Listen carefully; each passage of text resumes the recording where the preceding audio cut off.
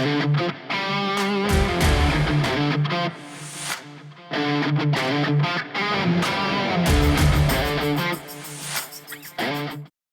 everyone to another episode of the Jonathan Project Podcast. Our purpose is to help men navigate the complexities of the world around them and to become the men that God wants them to be. Iron sharpening iron here each and every week. And we take the biblical example of Jonathan and his loyalty and friendship with his king David as the inspiration for this podcast. If you would like Jason and me to come on out to one of your men's events, your church, business functions, please hit us up at theJonathanProjectPodcast at gmail.com. Again, theJonathanProjectPodcast at gmail.com. Jason, welcome to yet another episode of the Jonathan Project. How you doing, man? Oh, man. Well, good morning. Good morning. Everything's good here. You know, it's Saturday morning for everybody here. Everybody's listening. Everybody knows, right? We record on Saturday morning or Sunday afternoons. It's good. I had to get up. I think I've got another star land nav candidate out there. He's, with the chickens. Oh, crazy chickens. Yeah, I think he's about to be peer evaled out. We still do peer evals. That was part of my selection. He's going to get voted off the island. Yeah, he's about to get voted off. Yeah. So there we are. I'm also glad to see you're wearing one of your college sweatshirts. That's right. Yeah. Shout out to the cadets at Norwich University, where the first time I went through graduate school, that's where I was at. So you have more degrees than a thermometer. That's right. And I don't know how to put any of them to use. I think it's I mean, it's funny. So, last week, everyone was listening, man, you were going through it with maintenance. And I think we tagged and did a high five because I have a huge section of drywall, which is why I had to kind of relocate for today's show. But it's missing because I found out we have some water and mold issues going on. So, it's always something, man, but we're going to get to it. Yeah, I'm kind of paranoid right now for any running water sounds. And so I'm not going to. You got a little trauma there? Yeah. So, no, good. So let's get started. What do you lead into it there? I'll let you tee it off. Yeah. So we, as always, we talk every day, a little iron sharpening iron. And we came up for the audience for this episode. We were both driving to work, and it's the holidays, which everyone knows. And we really started thinking about this verse from Luke 4:24 as we were having various discussions that, no prophet has honor in his own country. That's a paraphrase, right? But it also kind of translates to husbands, right? And this is not going to be an episode where we're beating up on our significant others or the greater half of our society there and women. But it is a call for men. And we're going to really dial into from the Genesis 3:1-6 story of Adam and Eve and kind of what Satan's plan is in design against marriages, right? And what do we mean by that? No prophet has honor, no husband has honor at home.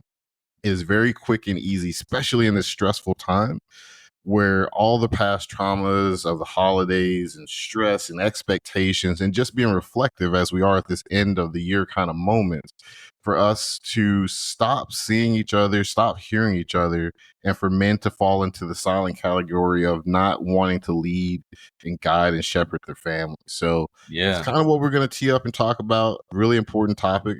You don't want to get into shutdown mode as a guy because the adversary, that's what he wants. And we're going to talk about that, Jason. So we're off. No, that's a good point.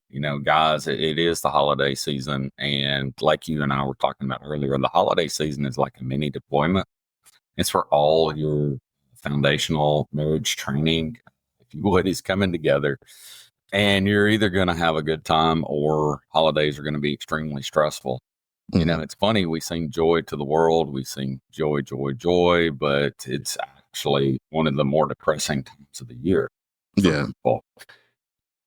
And, gave a lot of thought to what you had to say about guys, especially, I thought about JB with the Man Up program and how an absentee of fathers is just kind of plaguing the nation. Yeah.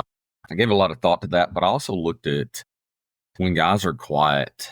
I looked at what is society telling us that men should be.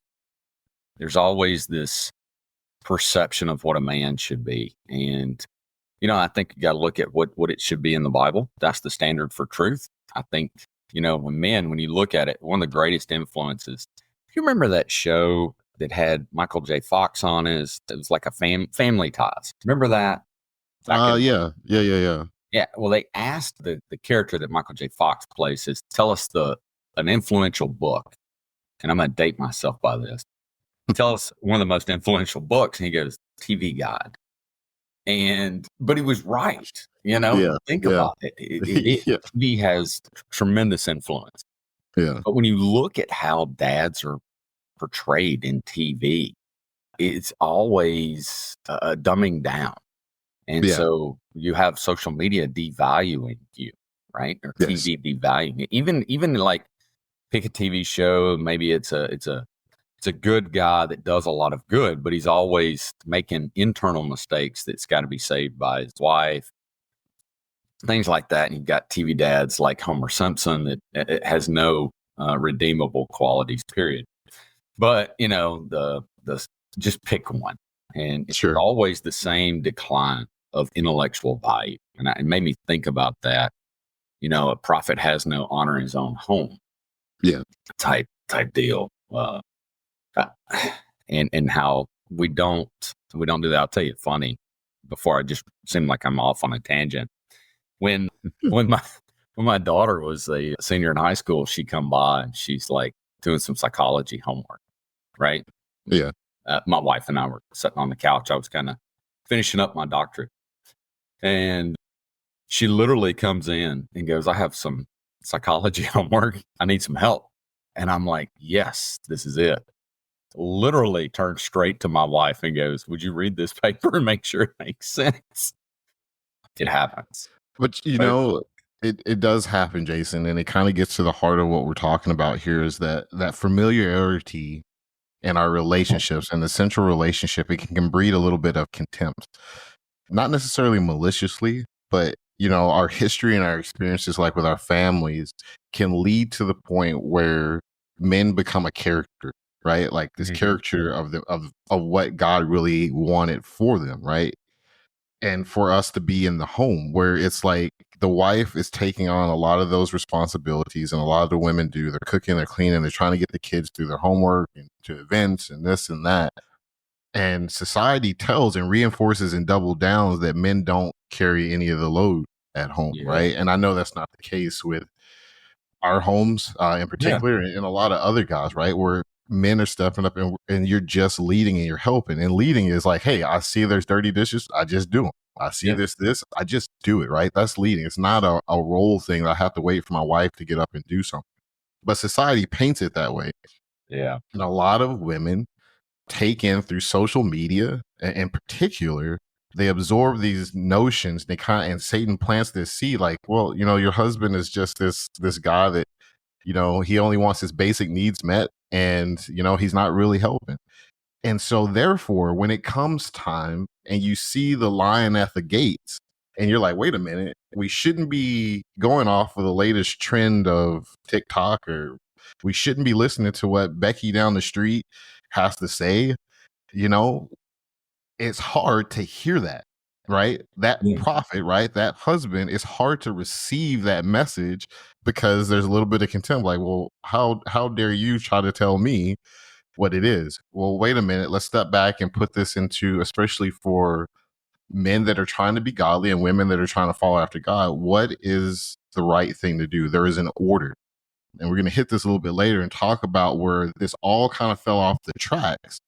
And the same scheme that was put into place with Adam and Eve is still being applied today. The tools are just a little bit more sophisticated.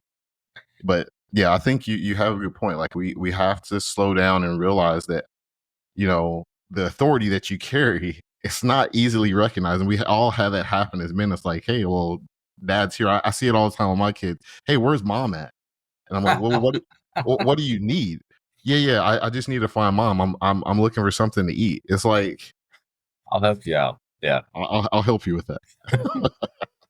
No, when you look at the relationship between husband and wife, it's so unique.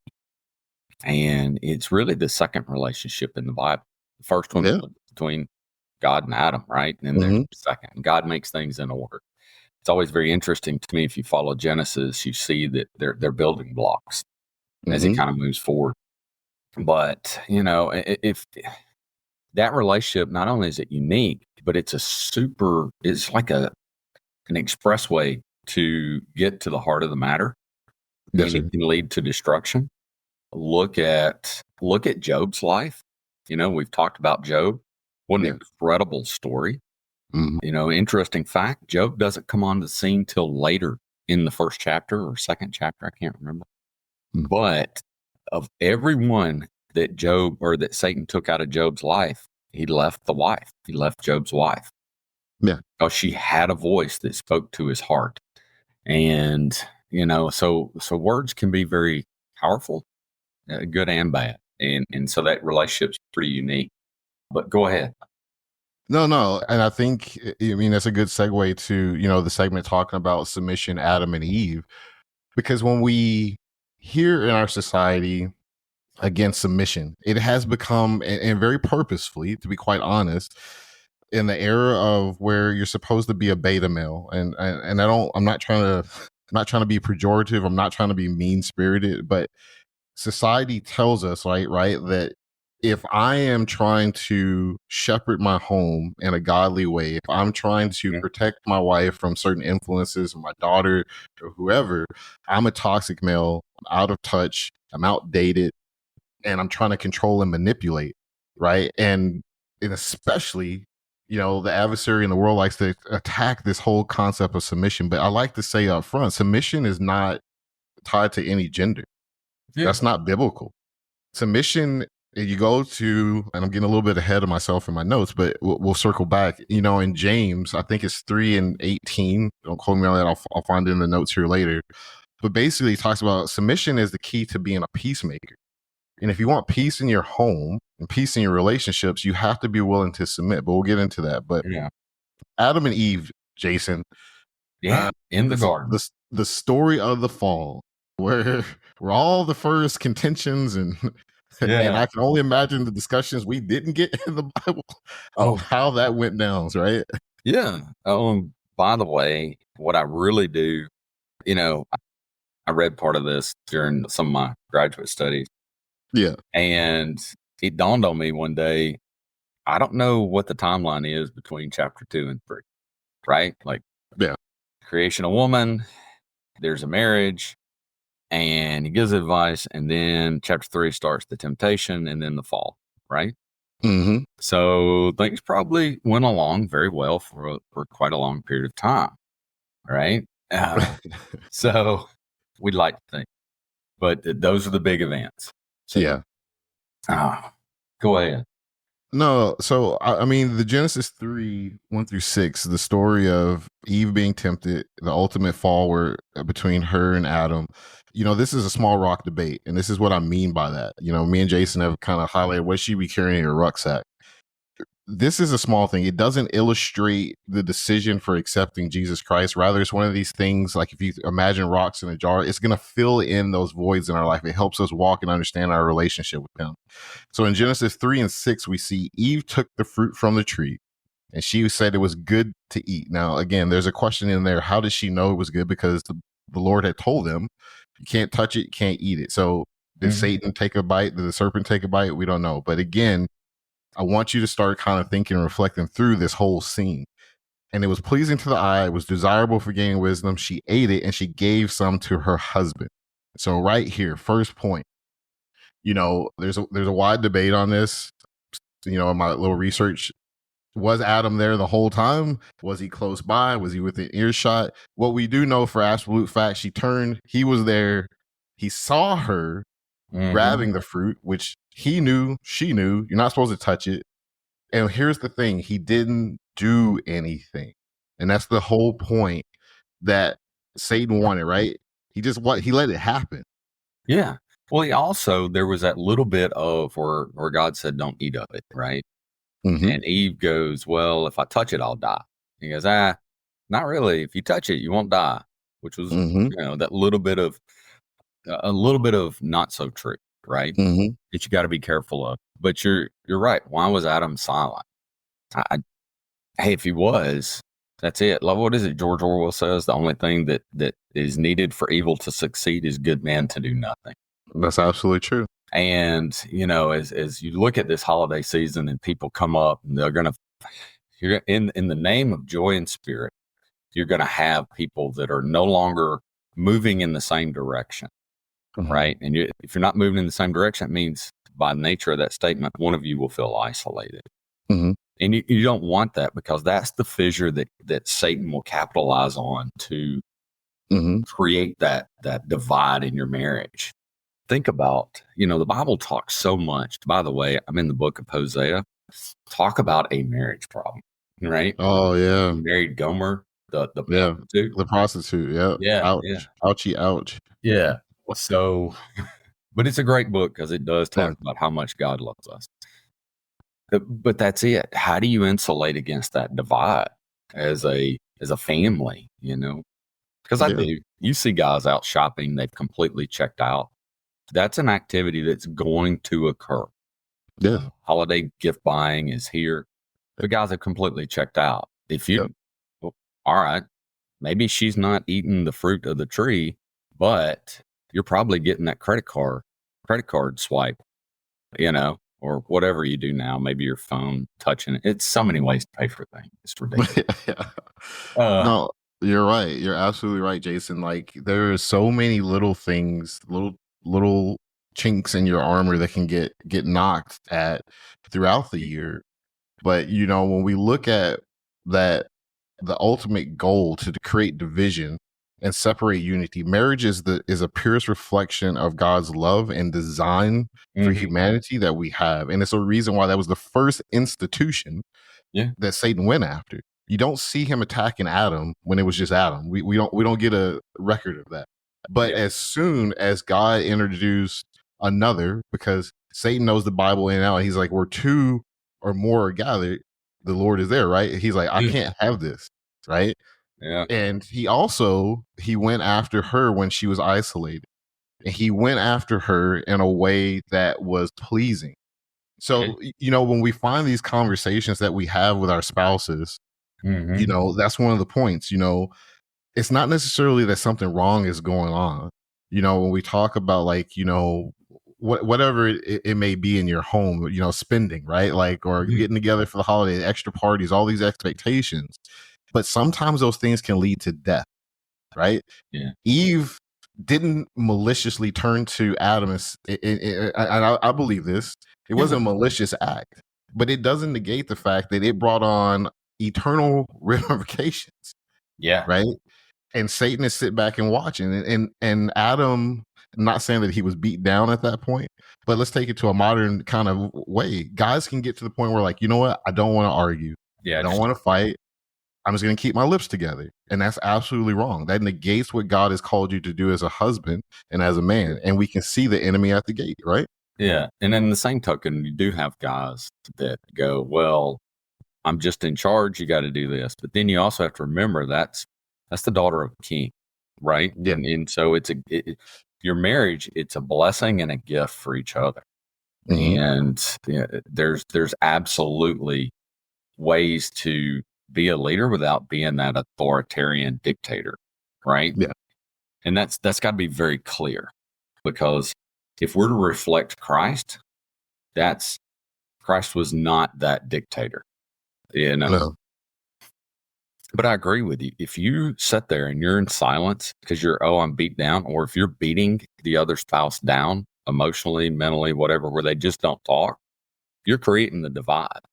That's a good point, because you're right. Where two or more gathered in his name, there he is.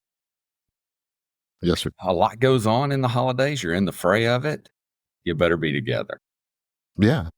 And not just during this season, but every season, and that's why I say that the tools that we see reflected in Genesis 3:1-6, that manipulation, that slight twisting of things, right? And I'm so interested when we get to the other side of eternity. Like, there's so many of these details in these little stories that I am absolutely fascinated. I got a lot of questions, right? I'm sure I'm going to be told, put my hand down during the Q&A session during onboarding. Onboarding, I got a lot of questions. You got a lot of questions. Yeah. which I But may not get answered, you know? Job had a no, lot. absolutely, He didn't get answered. Yeah. Uh, absolutely, man. but you're right. You know, when you take a look at it, and I really tried to dig into the psychology. Why is it that we sometimes avoid what is true in Mm, hopes there's some kind of secret out yeah. there, right? Mm, You know, as a family, what counts the most in the holidays, most at any time, is unification, right? mhm. There is no little wrapping under the tree that is more valuable than unification of the family. That's Because in reality, that's it. We've layered on a lot of materialistic things, but in reality, it's being together. It's that joy.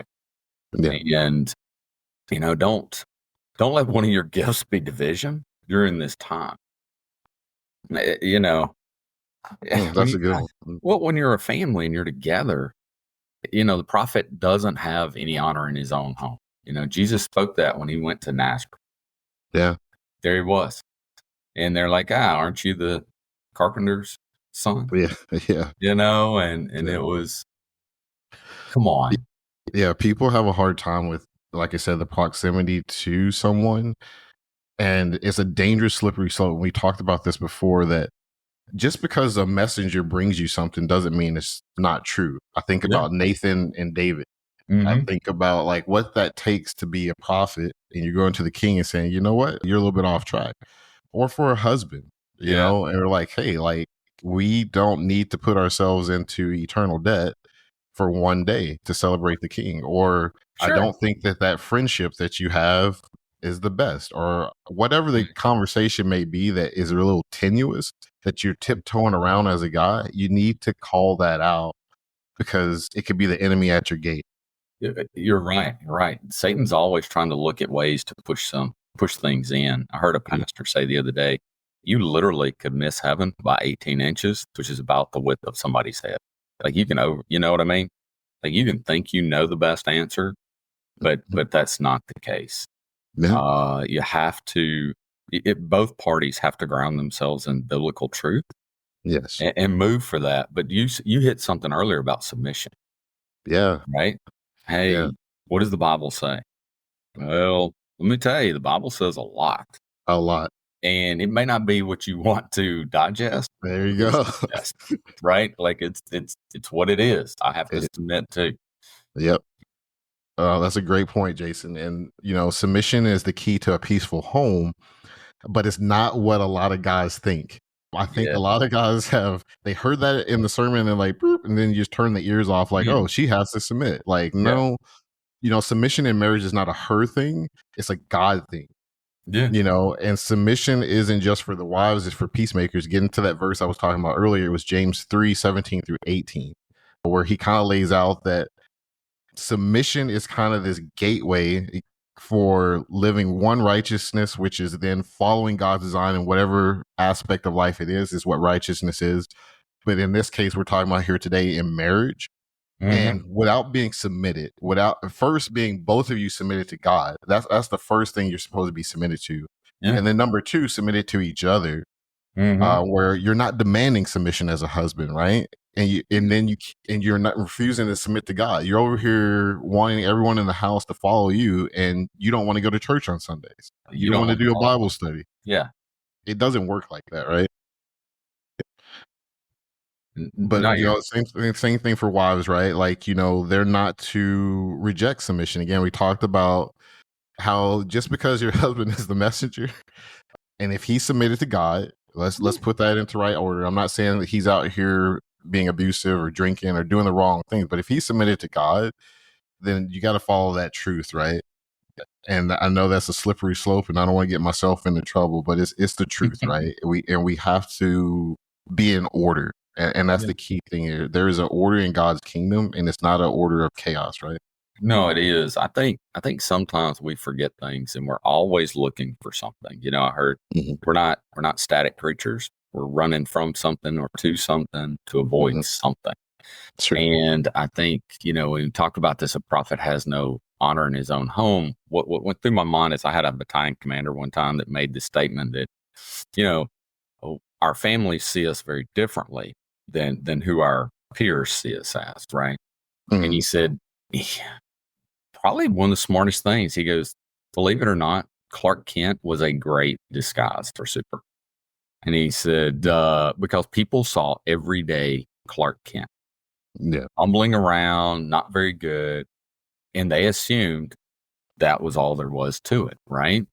Mm. And it made me stop and think about how TV portrays dads, and they go forward.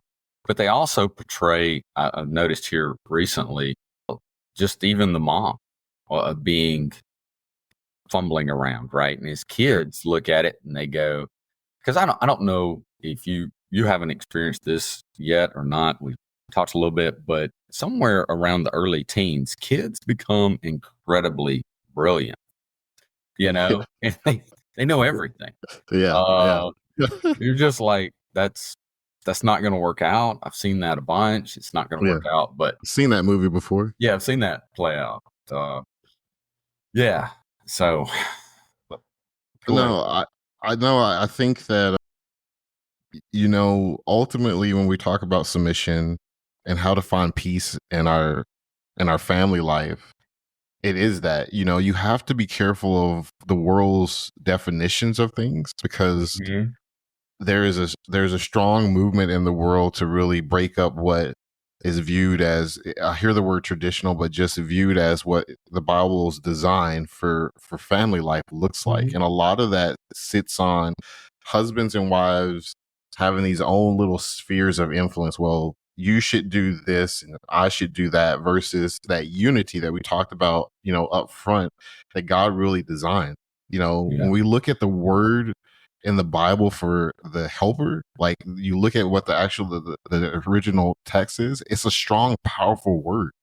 It means to, like, it's a builder. That is what, a good godly woman does for a man, and a good godly man, he shepherds and he protects and he brings out the best, and he Mhm. allows her to be what women are. They're multipliers. You watch, as a man and woman come together, a woman can take and make and build a child. She can build a home. She can help a man become something that he cannot. Just on the opposite side, we see in the Bible, we get examples of like Delilahs and Jezebels. They can absolutely destroy. Mhm. Gomer. And so there's such a power, and Satan understands that. And that's why he goes after our young ladies, our young girls at an early age, and wants to put it into their head that it needs to be all about you, right? Yeah. And if he loves you, he's going to just let you do what you want to do. And that's absolutely the farthest thing from loving our spouses, our daughters, our sisters, whoever we have a chance as men to influence. It's not just about letting someone do what they want to do. And you're not trying to control them, but you're trying to keep them, again, from the jaws of this lion that's roaring around trying to find them. You said something pretty unique when you said that, society right now, it super elevates things, and as women, it super elevates them. We talk about roles and this, that, and the other. No matter what one of the roles is, we can debate those all day, but absolutely, it's not to supersede our Lord and Savior's position in our lives, right? Mm-hmm. Like when you talk about submission, I have to submit to Christ. I cannot put my wife on a pedestal above that. It was Mm-hmm. very interesting. We attended church years ago. It's, kind of a rural church, but on the cusp of a growing town. And when it was a deacon candidate, when he got up to speak, he goes, he had 30 minutes to speak, kind of hey, I'm a candidate. This is where I see. He literally spent 20 minutes talking about how great his wife was. And then 10 minutes, he talked about something, or 5 minutes in the Bible, and then 5-minute closeout.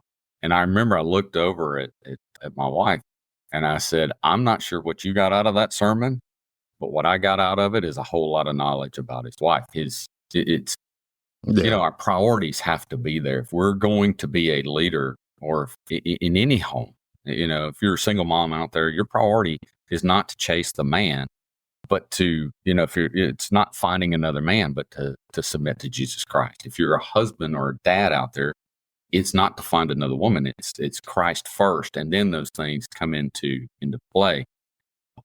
Another thing, and Colby, I don't want to derail it. I know we got time, but Proverbs 31. it's a chapter devoted specifically to women. Mhm. What a great chapter, because you hit it. They're a multiplier. And that's not just a genetic multiplier, like, oh, you're just here to have kids. You multiply emotions throughout the house. Yeah. Why do you think there's some truth to that happy wife, happy life statement? A You little know what I bit. mean? A little bit. A little bit of truth to that Yeah. because of that. But great chapter. Go ahead.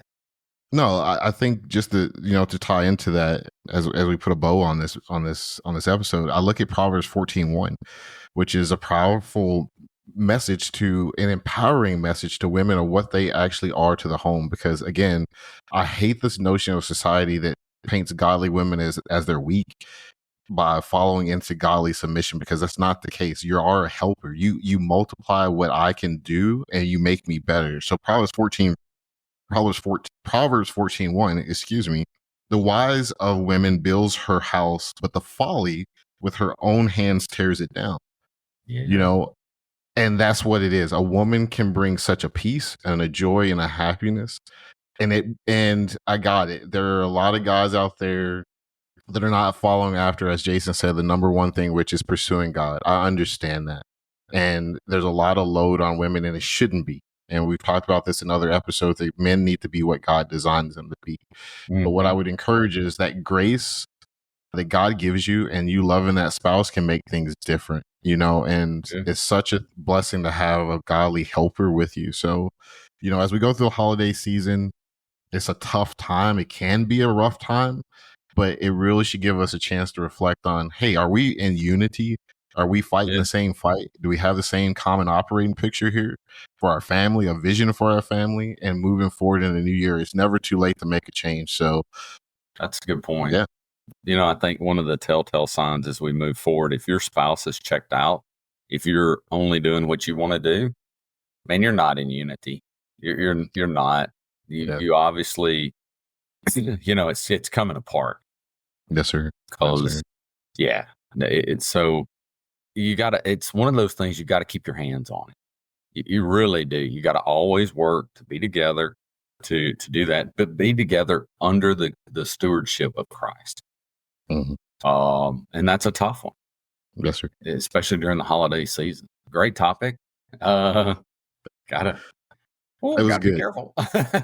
It was good. Again, like I said, it's all respectful, and it's all about, again, iron sharpening iron, and then understanding how to love our spouses in particular and build good, strong families in our society. Mm-hmm. So that's another episode of the Jonathan Project. If you again want me or Jason to come out and speak to you about these kind of topics, other things that are on your heart, please reach out to us at theJonathanProjectPodcast @gmail.com. If you want prayer, if you're going through something, you want us to pray for you, or if you have a topic you would love us to cover, please again reach out at theJonathanProjectPodcast @gmail.com.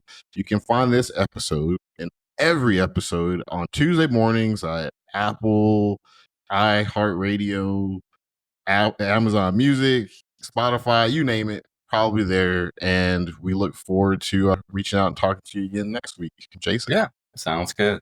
All right, brother. Talk to you soon. All right, soon. everyone, take care. All